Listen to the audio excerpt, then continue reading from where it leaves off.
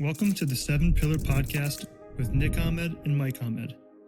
We are brothers and former pro athletes who are now on mission to help athletes and coaches grow their mindset, expand their leadership, and elevate their performance. Do not conform to the pattern of this world, but be transformed by the renewing of your mind. The truth is that transforming your life begins with transforming your mind. This podcast is built for athletes, coaches, competitors, and leaders who refuse to settle for average, who are ready to live with purpose, build a legacy, and defy the odds. Here, we talk about what it actually takes to live and perform on a higher plane, building your foundation on God and His truth, developing elite standards and eternal perspectives, and becoming fearless in the face of adversity. Because no one hands you a life worth living. You have to build it yourself. And it starts right now. All right, everybody, welcome to episode 5 of the 7 Pillar Podcast. Today, we're going to be continuing to walk through the 5 keys to an elite mindset. We've been walking through that the last 3 episodes here.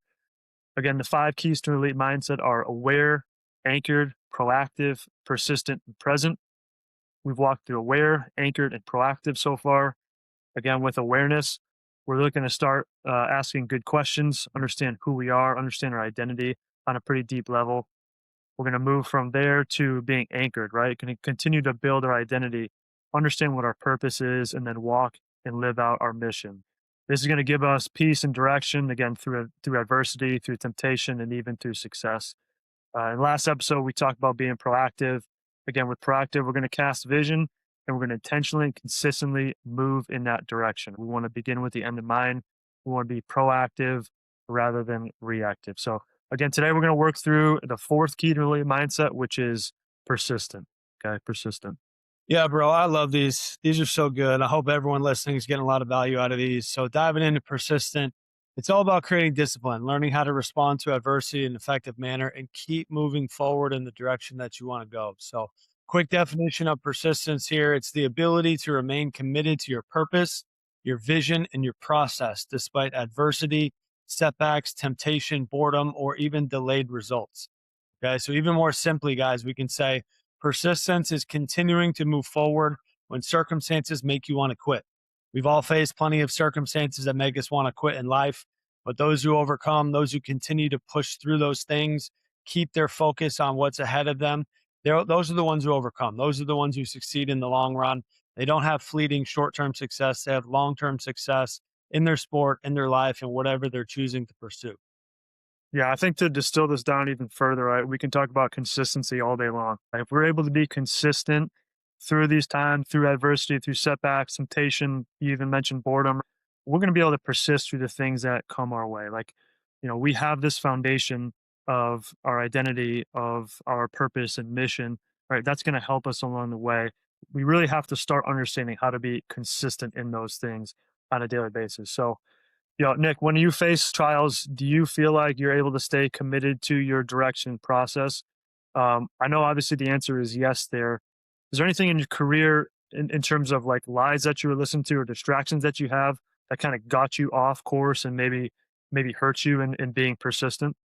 Yeah, for sure. I am now. I'm able to stay persistent, able to push through the things that are difficult. I challenge myself intentionally with doing hard things to know that my identity is a person who can do difficult and hard things. So it hasn't always been that way. So like you said, there's been a point in my life and a career where that transition started to happen.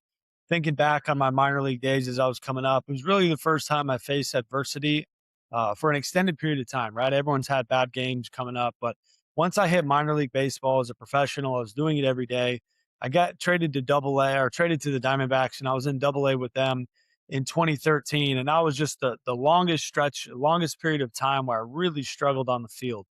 And I was always really good about just showing up every day and working and doing the little things. But mentally, I was breaking down. Mentally, I wasn't able to stay consistent. I was succumbing to doubt. I was racked with fear. I was worried about the future. I was anxious for the next moment that was ahead of me. So the thing that really changed, what we want to lead most people to here, guys, is the fact that I created a biblical foundation. It allowed me to look at things through a different light and perspective, which we'll touch on later.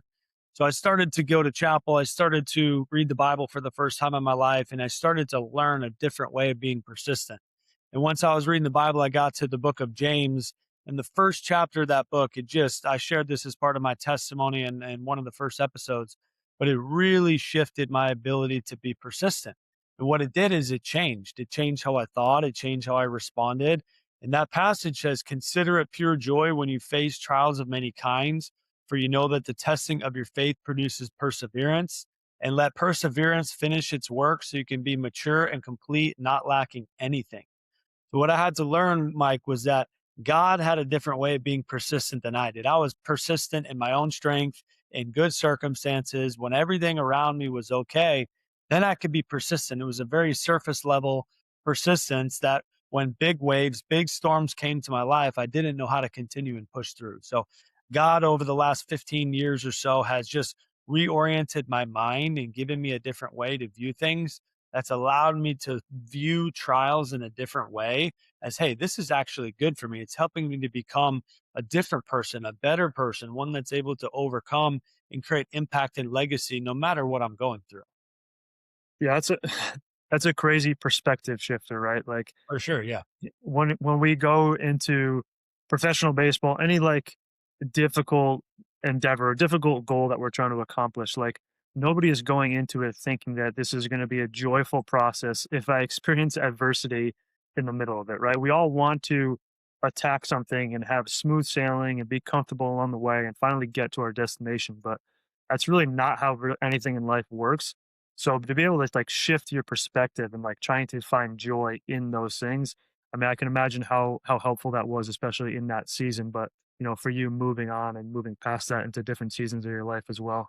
Yeah, I mean, nobody enjoys going 0 for 4. Nobody enjoys striking out. No one enjoys those things. But the fact that God is trying to teach us to find joy in the middle of them is Mm. great. So it shifts our perspective. It helps us to look at things in a different light.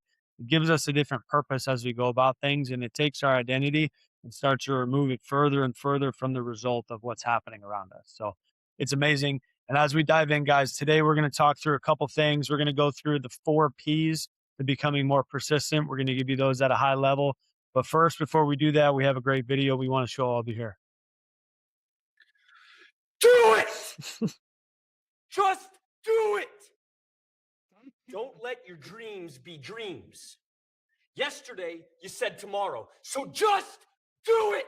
Make your dreams come true! Just do it!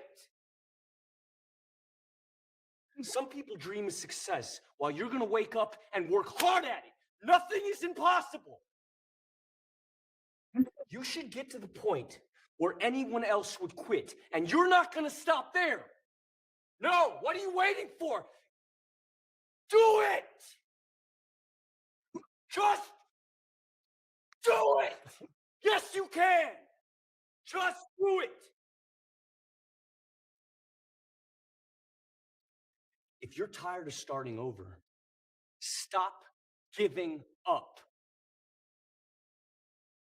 All right, guys. So for anybody on the audio only version, that's Shia LaBeouf doing his pump up, amp up little shtick there. But all kidding aside, all right, we're going to dive into some pretty powerful concepts here. As we dive into this, again, we're going to go through the 4 P's to becoming persistent, right? Nick already touched on this. We're going to dive into power, perspective, patience, and process. Nick, you want to hit on number 1, power first?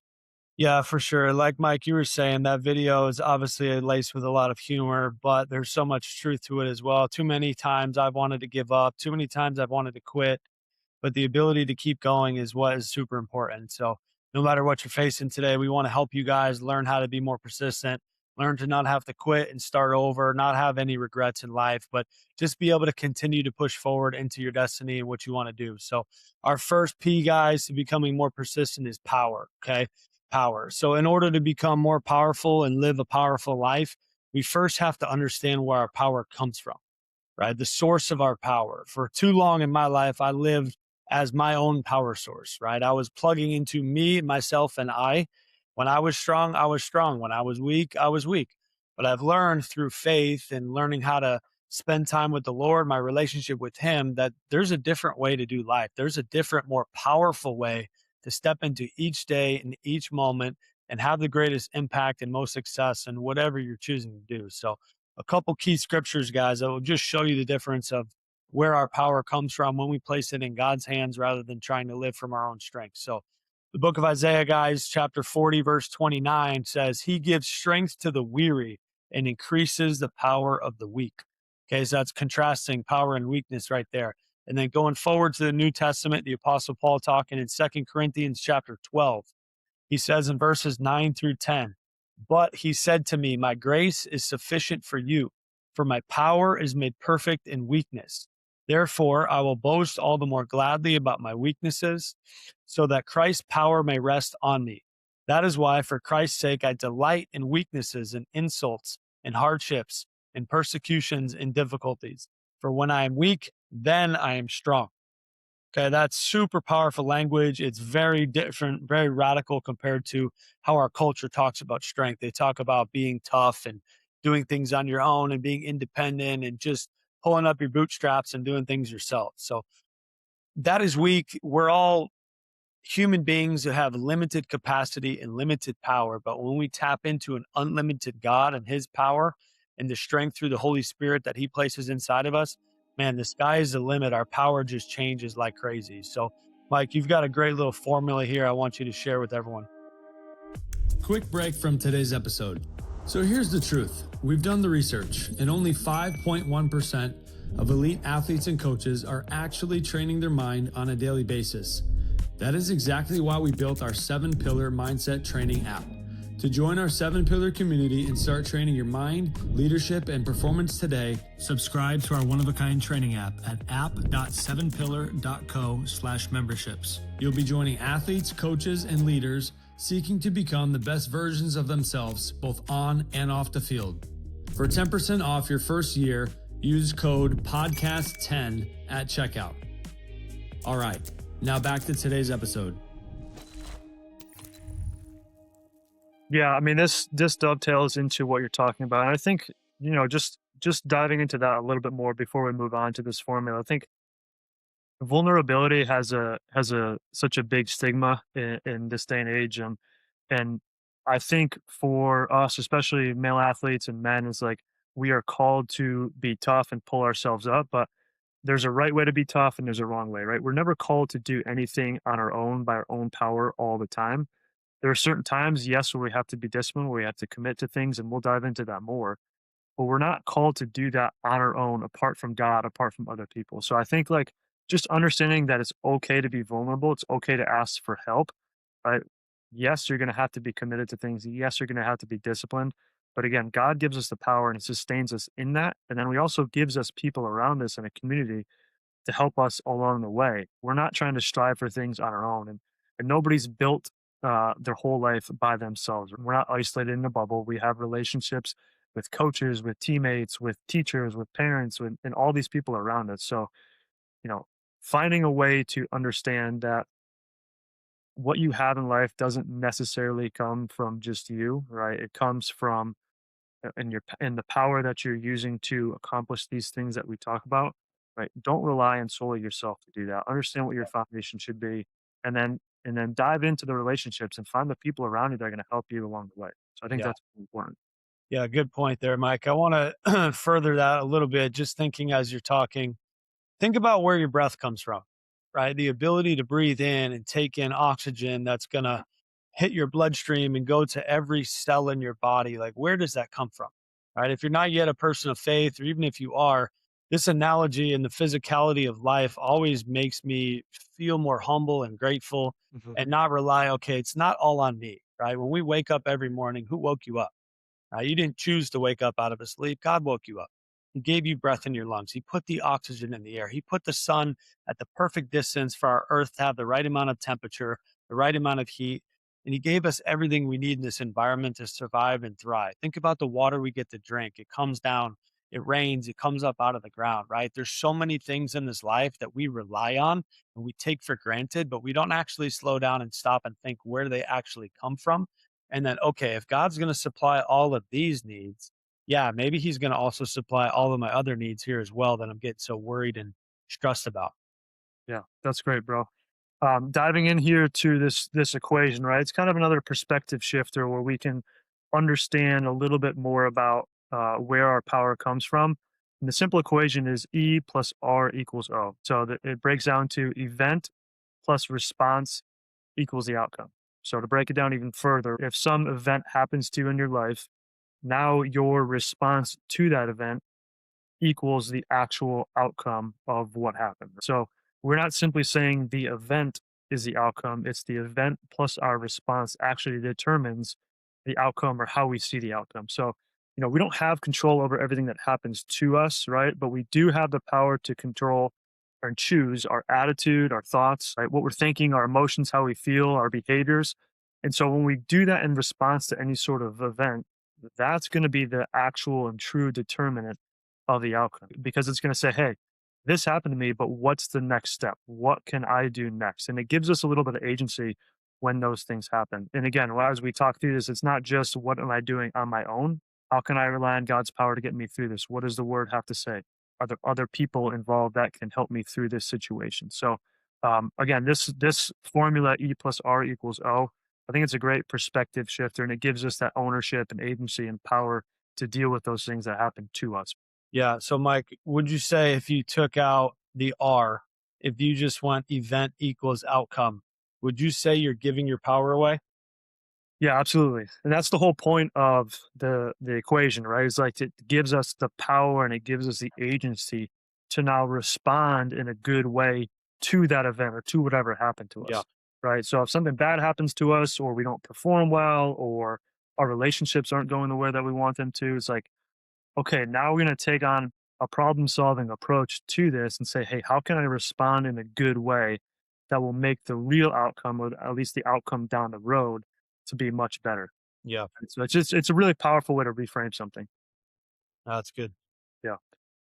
Another way to understand and live into the power that we have is our identity, right? And a big piece of our identity is understanding how to be a competitor. I talk about this with my clients all the time, understanding what it truly means to be a competitor. A lot of times we think competitor, okay, between the lines when the lights are on, that's when I'm going to be a competitor. That's when I'm going to go all out and do my best and try as hard as I can. But in reality, like a competitor relentlessly pursues excellence in every single category of life. It's not just one thing. Right? So if I'm going to be a competitor, I'm not just going to be a competitor on the baseball field. I'm going to be a competitor in my relationships, in the person that I'm trying to become, with my nutrition, with my recovery. All of these things are part of who I am. They're part of my identity. So again, being a competitor is not something that you do as an athlete on the sport field. It's who you are. So I want to reframe that as well in that way. Yeah. I think about, we're talking faith here, obviously, and talking about the Bible a little bit and how God's power is what sustains us. I ask this question to a lot of my individual coaching clients when we're doing one-on-one sessions and we're helping them move away from performance-based identity, putting their identity in who God says they are. And there's moments in time where some people, and I went through this myself as well early in my journey, but some people start to lose their competitive edge or they feel like they're going to lose their competitive edge because they were motivated by different things in the past. They were motivated by anger, by fear, by what other people thought about them, of needing significance through how they perform and the results of that. So it's learning how to have a different type of motivation. It's just learning, okay, what am I committed to? And can I have a strong mission and purpose and being able to stay committed to that no matter what? Right. That's how I define a competitor at a high level is just knowing what's truly important and Mhm. not let anything distract you from the mission. So I asked them, hey, do you guys think Jesus was competitive? And they kind of stop and they pause. And I know myself early in my journey of faith, a lot of people have said the same thing. Yeah, Jesus was meek. He was mild. Maybe he was a little bit soft, right? He turned the other cheek. But the complete opposite is true, right? He is not weak. He was the ultimate competitor in every stretch of the imagination because he had the hardest and most difficult mission of any human that's ever lived, and he did not back down. He stayed committed to it for you, for me, for everyone listening here.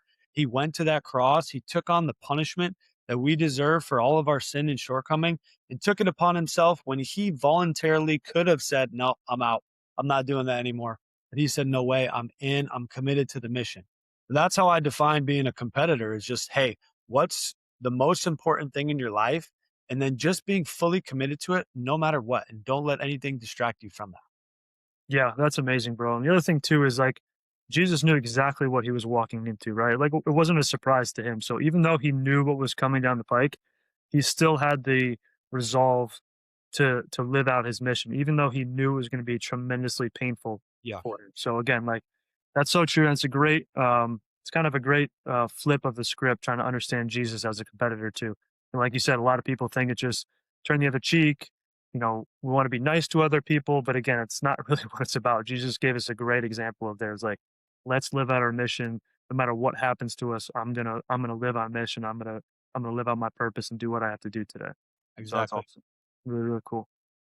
All right. So that was number one there. That was power. So the second P, talking about persistence here, is perspective. Perspective. We have a few different points under here, but these are all about perspective shifters, right? We touched on this a little bit already, but we want to be able to shift our perspective to just understand, again, what's most important so that we can pursue things even when times get difficult. Okay.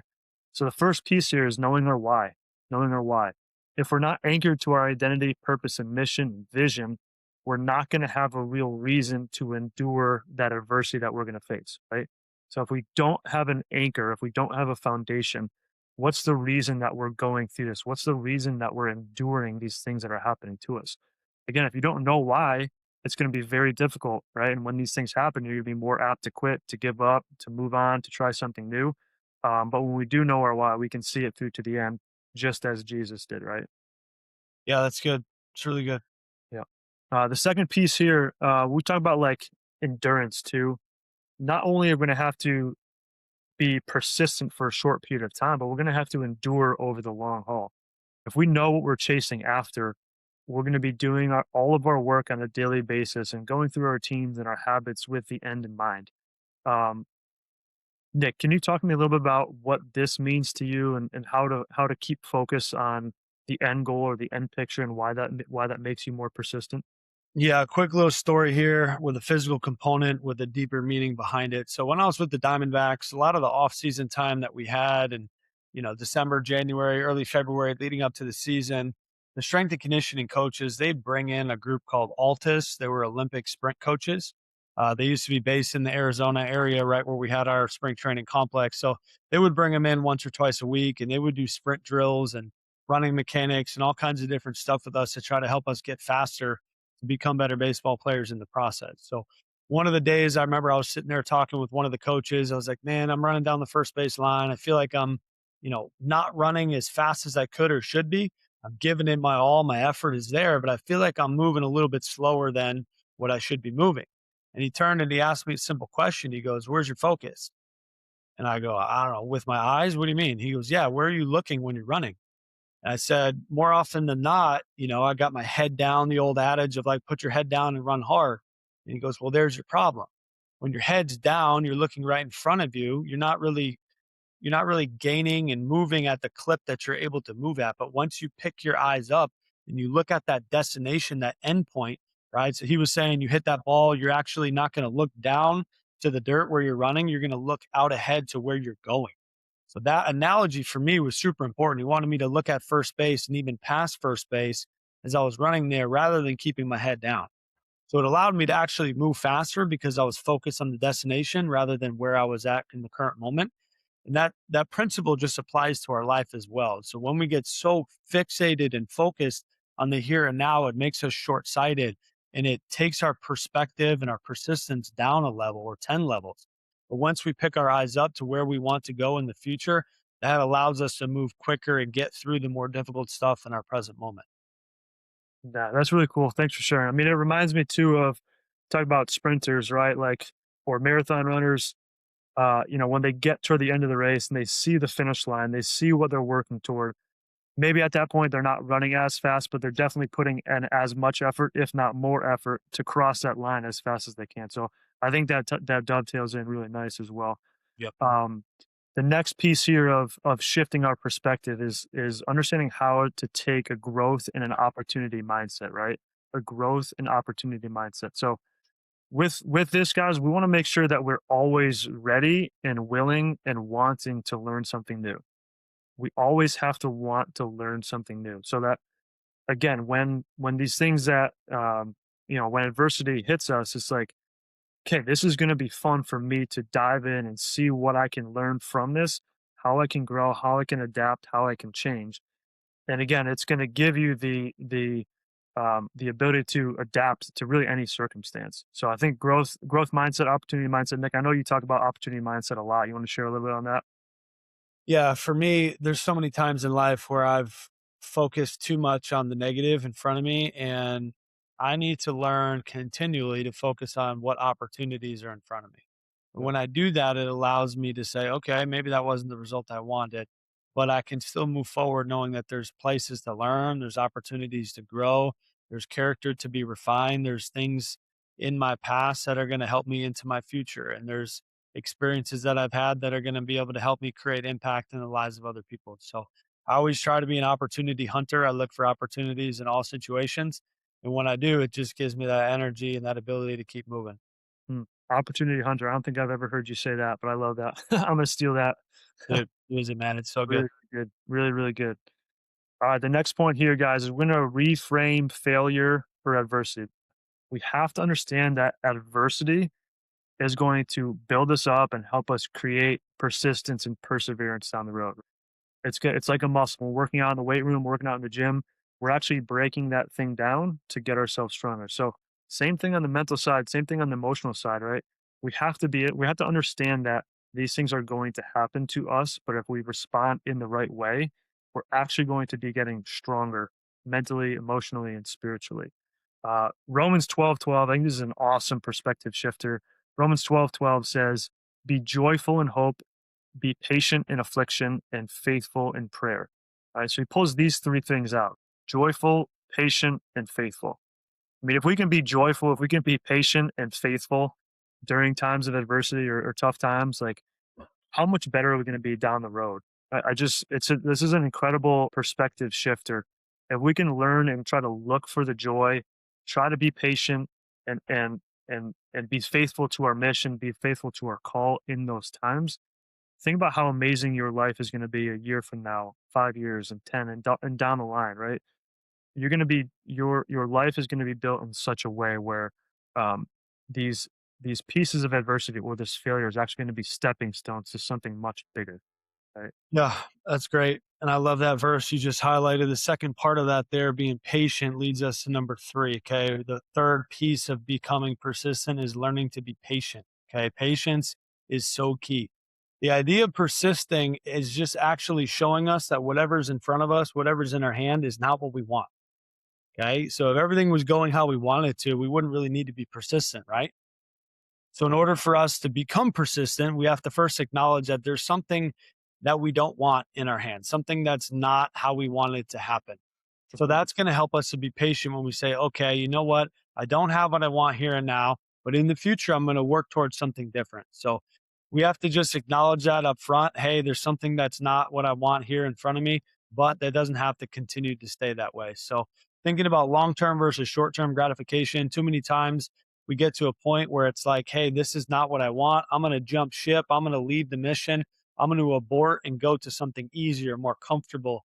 I'm going to get rid of the difficulty in my life and just kind of give up on the mission. So we have to commit. We have to stay filled with endurance, like you're talking about in that last point there with changing our perspective. So, Mike, you want to touch on commitment? I know you and I have talked off podcast here about just your story of end of spring training 1 year and the patience that you needed in that time. You want to share that for us? Yeah, commitment is such a huge word for me. Not only in my personal journey, but just working with younger guys in the cages on the baseball side of things. It's like that is one of the biggest things that I think is lacking from people and competitors now, right? But going back to kind of my story is, early in my professional career, it's my first spring training. Um, I didn't make the team out of spring training, so I got stuck in extended spring training. Difficult time. Again, my expectations were to be, hey, I'm going to go to the low A team and have my season here. That didn't happen. The next year, thankfully, I was able to make the team out of camp, continue to progress in my career. But I get out to, it was actually Midland, Michigan, playing for the Great Lakes Loons, and you know, basically just going through the grind of the minor leagues, games all the time, tough road trips, not the best living conditions, long bus rides. So it's like all these difficult things, poor performances, obviously, on top of that. All these things are just kind of like adding to it. And it's like, oh man, this is really tough. This is tiring. This is draining. But I had a decision to make. I could say, hey, I could give up now. I could go home and I could start my life in some other field, some other career, or I could finish what I started and what I set my sights on early in my career and really early in my life, right? Because this is something that I had wanted since I was 6, 7, 8 years old. So, for me, it's really come down to like, what am I committing to? And what does this say about me as a person if I jump ship now? And there's actually guys around me that, left during that season to go home to family. They had a family thing they had to visit and they didn't come back. Right. So like Wow. it's not that it didn't happen, but for me, like again, I am going through this because I am committed to it. Even though this is difficult in the moment, I know that if I commit to this, something great is going to happen down the line. That Yeah. doesn't mean that I'm going to be a big league all-star. It doesn't mean that I'm going to be guaranteed the results that I want. But at the very least, it's going to shape me into the person who stays committed, who stays persistent during the difficult times. And again, like when we take the long view, that's forming me as a person. So no matter what lane that I'm going down in my life, I know that I can handle any type of adversity. So for me, it's like if you're having trouble committed, right, you have to get off a fence. Right? There's no fence sitting. So, just because you don't have the results or it's difficult right now, it does not mean that you should jump ship. Like figure out what you want to stay committed to and commit to it. Let your yes be yes and let your no be no. If you don't want to commit to it, find something else that you can commit to. But again, we're not going to be sitting on the fence and kind of going through the motions and just going along for the ride. We're going to commit to something that we set our mind to.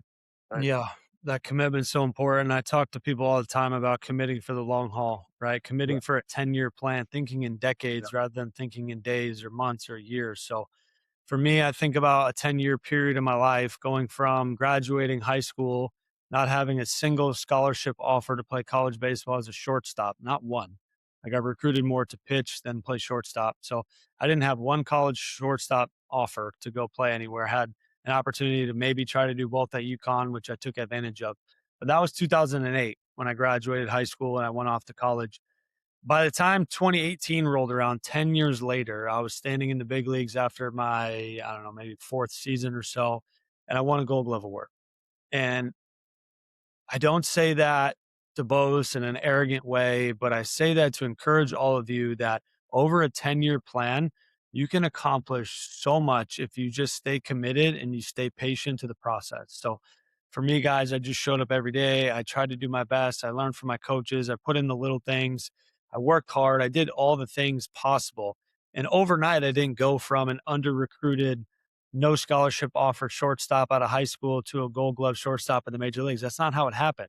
It happened little by little with this 1% compounding effect rule. So if you think about 1%, you're not going to notice a big difference right away in one day, in 2 days, in a week. But over the course of a year, you compound 1%, it turns into 30%, 37% increase. Right. If you just do the math on compounding interest, you can check me maybe if that's not fully accurate, but I think Oh, it's right. we'll have to check. At that, yeah, I think it's right. So 1% compounded over a year is a huge increase, but then you go 1% over year 2 and year 3 and year 4 and year 5. It's just, you get where I'm going with that. You got to commit to the long-term growth little by little over and over and over again. And then if you're patient in that process, you're going to look back in 10 years and be like, man, I can't believe how far I came. Yeah. I want you to tell me what you think about this. So just listening to you speak here, it sounds like you're saying that we need to have some urgency in the moment, but patience for the long term, right? Urgency in the 100%. moment, patience in the long term. So I think, we've talked about this too, is like everything that you guys do matters. We want to be purposeful in everything that we do. So we want to have a sense of urgency, like this matters and I'm building something. But again, through that, we want to have our sight sets on the long term, thinking in decades, as you say. So urgency in the moment, patience in the long term. I think that's a really cool way to think about that. Yep. That's a great job breaking that down. That's really good. All right, last piece here, being persistent. Fourth P. We're gonna talk about process here, guys. Process, and this word is thrown around a lot, and for good reason, right? Process is the things that we do on a daily basis, the controllables, what we can attack to say, hey, I can execute this. This is totally within my control on a daily basis. The results we can maybe influence, but we certainly don't have direct control over. So why do we want to put our focus on the process? Well, is because if our energy goes there, we can attack and change things that are under our control and then move more in the direction that we want to go. When we focus on the process, the routines, like our daily responsibilities, our habits, we're also going to be in a much better frame of mind than just worrying about the results. We can worry about the things that we can control. Right? Okay, now I have so much more freedom because guess what? It's in my power to control them. But when we focus on the results and the performance and chasing those things, again, that is outside my control, and I'm giving up my power in the pursuit of that.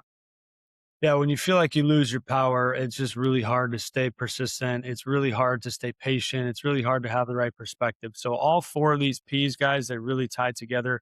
We have to focus on the process, whether you're thinking about becoming a better athlete, a better coach, a better leader, running a better business, whatever you're committed to doing, it starts with dominating your daily process. So we're all about the environment you guys create, the habits you guys have, and the actions that you guys take to move you closer from where you are to where you want to be.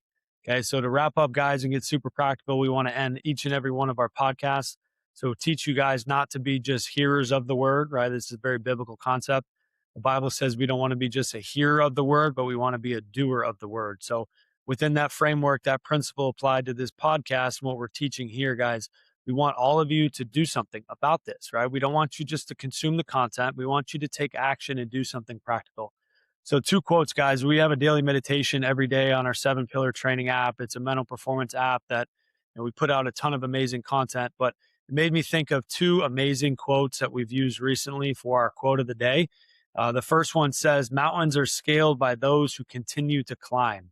Okay. Mountains, we all face mountains in front of us every day, whether it's an injury, a sickness, poor performance, circumstances not going our way. We all face these difficult mountains that we have to scale, we have to climb. And they don't go to the ones who are most talented, the fastest, the strongest, the biggest. They go to the ones who don't give up, the ones who don't quit, and the ones who continue to climb. And the second quote here is, tough times don't last, tough people do. Okay, so we want to develop an inner toughness that allows us to become persistent in all that we do. Okay, so thinking about getting practical right here, which of the 4 P's do you need to grow the most in to become persistent? Again, the 4 P's are power, perspective, patience, and process. Think of which one of those 4 you guys need to grow the most to become more persistent. And then once you've identified which of the 4 P's you need to grow in, don't stop there at awareness. Let's create a plan. Let's create some action steps. The growth happens when the awareness is followed by action. That's the only way growth is actually going to happen. So a good reflection question to ask yourself here: what is one specific habit, mindset shift, or daily practice you can implement this week to strengthen in this area? Okay, one specific thing. If you need more power, it could be spending 10 minutes in prayer, 10 minutes in Bible reading, connecting to God's Spirit, being in fellowship, being connected to other people who have a strong faith and belief system. If you need more perspective, you got to write down your why. You got to know your purpose. You got to develop a deep reason for doing what you're doing. If you need more patience, okay, you got to identify. This one may be the hardest. Admittedly, I probably struggle with this one the most. So this is one for me I'm going to take home this week. But identify one area where you've been chasing quick results instead of committing to things that you can't control. Start committing to things you can control and develop more patience in that way. And the last one, if you need better help in the process, create simple daily routines. Okay. Write down your process, go through a, checklist of 4, 5, 6, 10 things you need to accomplish each day, and then create that confidence as you check those things off your list every day. So develop really good process. So it's important, guys. We got to develop more persistence. Life is all about continuing to push forward no matter what happens around you. And you can ask yourself at the end of each day, did you take a step closer to who you want to become and develop that persistence that you want to have? Fantastic, bro. Thanks for sharing. Thank you for tuning in with us today. If this episode brought you value, please share it with someone in your circle who needs to hear this message. Be sure to follow the show so you never miss an episode, and don't forget to leave a rating and review. Every share, follow, and review helps us reach more people and make a greater impact. Because at the end of the day, this is about more than content. It's about growth, purpose, and stepping fully into who you were created to be.